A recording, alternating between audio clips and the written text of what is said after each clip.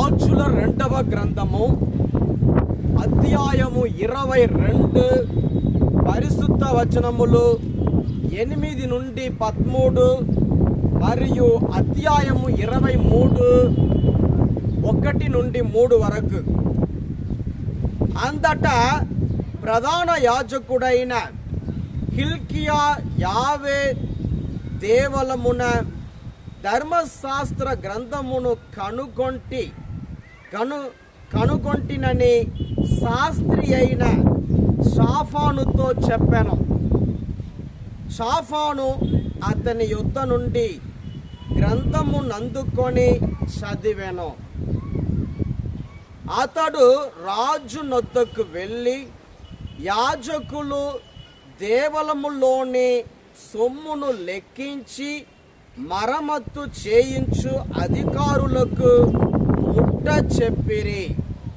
ఇదిగో, నాకు ఈ గ్రంథమును యాజకుడైన హిల్కియా ఇచ్చెను అని ధర్మశాస్త్ర గ్రంథమును విప్పి రాజు నెదుట ఆ గ్రంథమును బిగ్గరగా చదివెను.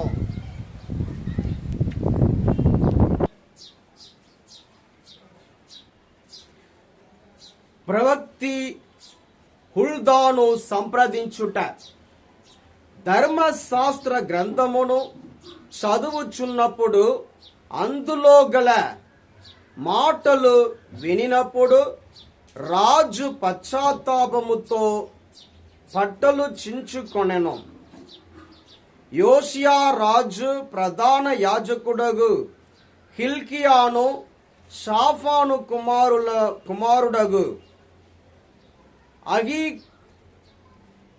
అగీకామును మీకాయా కుమారుడగు అక్బోరును శాస్త్రి అయిన షాఫానును రాజ పరిచారకుడైన అసాయాను పిలిపించి, మీరు వెళ్ళి నా తరపునను యూదా ప్రజల తరపునను ప్రభువును సంప్రదింపుడు. ఈ గ్రంథ భావమేమో తెలుసుకొని రండు. మన పూర్వులు ఈ గ్రంథము నందలి బోధల ప్రకారము జీవింపలేదు కనుక ప్రభువు మన మీద మిక్కిలి కోపించనని చెప్పాను. రాజు యెరూషలేము నుండి యూదా నుండి పెద్దలను పిలిపించెను. అతడు యెరూషలేము పౌరులతో యూదీయులతో యావే మందిరమునకు వెళ్ళెను. యాజకులు, ప్రవక్తలు, పెద్దలు, పిన్నలందరూ కలిసియే వెళ్ళిరి. రాజు దేవాలయమున దొరికిన నిబంధన గ్రంథమును ఆ ప్రజలందరి ఎదుట చదివి వినిపించెను.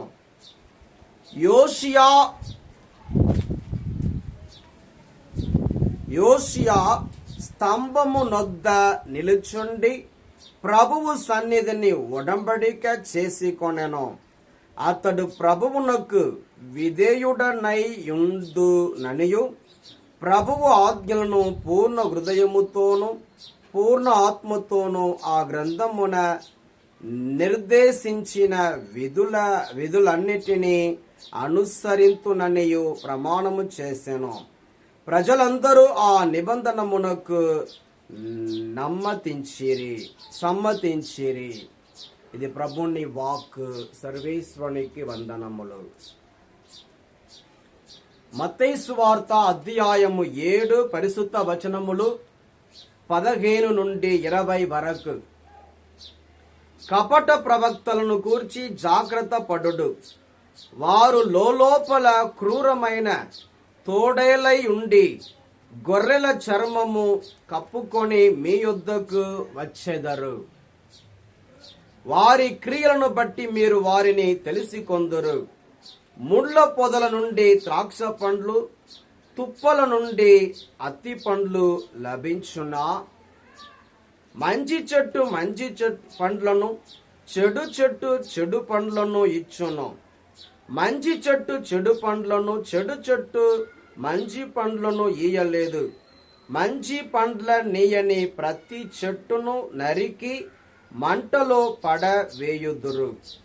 కావున వారి ఫలముల వలన వారిని మీరు తెలిసి కొనగలరు. ఇది క్రీస్తు సువిశేషము. క్రీస్తువా మీకు స్తుతి కలుగును గాక.